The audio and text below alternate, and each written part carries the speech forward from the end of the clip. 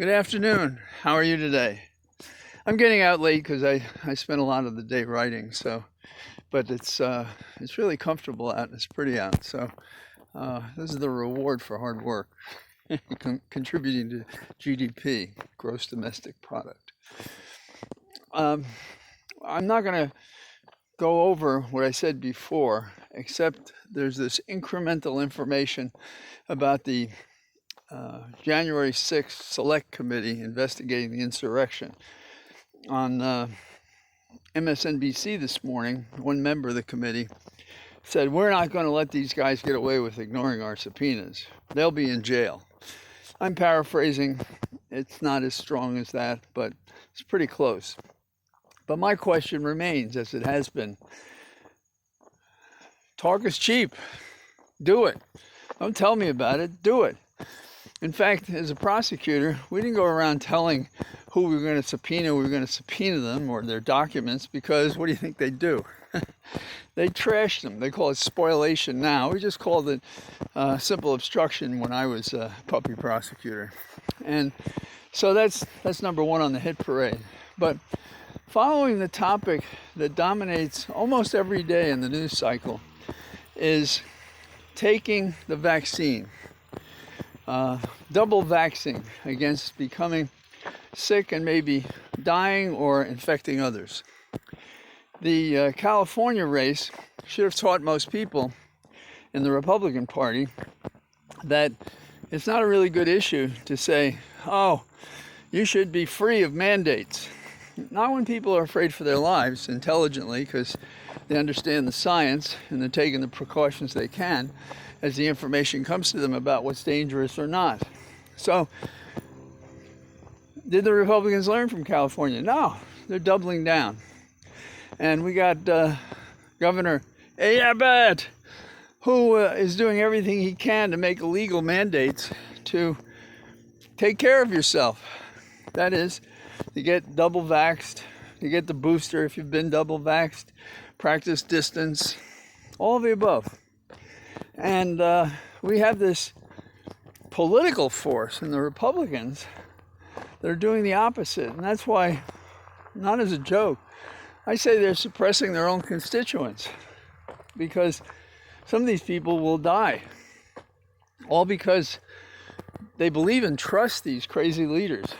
And you have, No Jacket Jordan in Ohio celebrating when people have the freedom to ignore these safety precautions. It's a sick thing. Here in Virginia, we see the same thing. So the vaccines and Trump have been kind of the Democratic issues. And I have to think they'll gain traction. And, as this is going on, we have a lot of private businesses, including sports, that are saying, you're not working for us unless you get double vaxxed.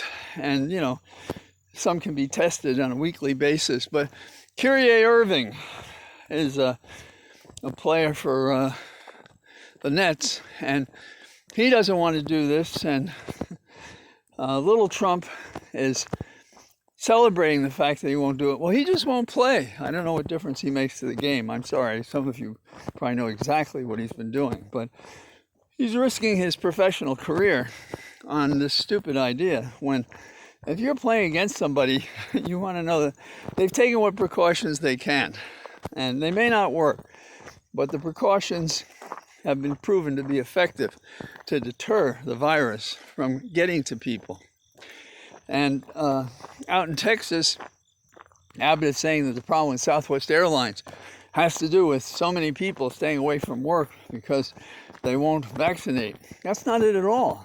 If you think about it, the industry is slow. They reduced their workforce. Now there's been a rush for people to fly again.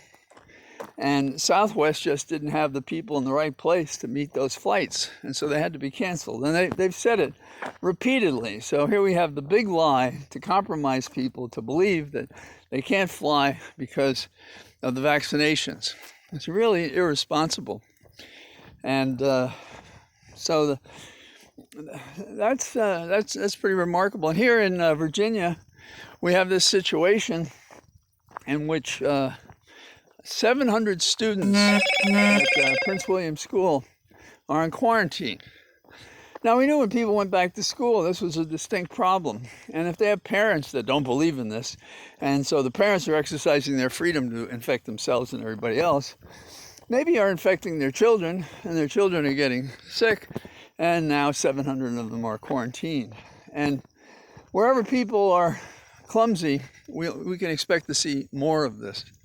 So, like we said yesterday, it's about we the people, be smart, get out, enjoy the weather before it becomes icy cold. And I'll talk to you tomorrow. Bye-bye.